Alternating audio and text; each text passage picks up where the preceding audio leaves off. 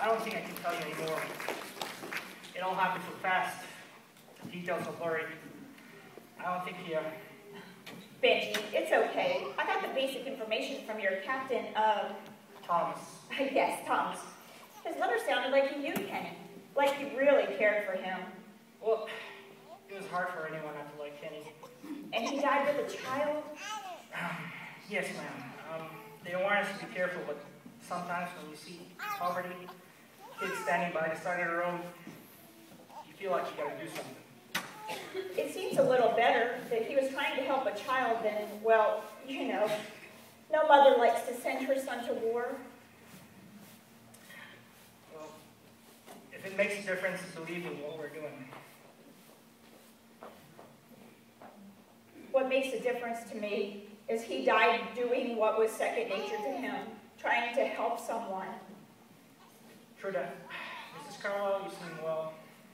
You thought you'd find me dressed in black, still weeping over my lost son? Ma'am, I didn't mean anything. Trust me, Benji. I've shed the tears and faced the sleepless nights and cried myself into some kind of exhausted unconsciousness more times than I want to talk about. And I faced the neighbors who didn't know what to say and the friends who didn't know when to hush up. It all hurt. It still hurts. But somehow God's allowed me to find a little peace.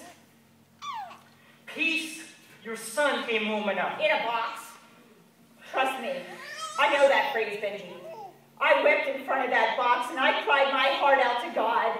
When the rifle salute went off and the bugler played, I wept all over that flag that they handed me, and I didn't care who saw me or what they thought. What I didn't realize was God was already talking. It's just, at first I didn't want to hear what he had to say. What did he say? He showed me the futility of my dreams, the pettiness of my desires, all against the backdrop of his promise. Your dreams? You know, a husband, a house, 2 kids, 2 cars, all the stuff that seemed so important until, well, God showed me Kenny's death did matter, and that somehow it wasn't meaningless. And that's what I can't get my mind around. You know, I keep this letter and reread it when I have one of those weepy moments and I'm about to lose it. It came a week or 2 before, well, anyway, he wrote, Mom, the only way anyone over here will ever hear the gospel is to see it lived out before them, even if it's in the life of an American soldier.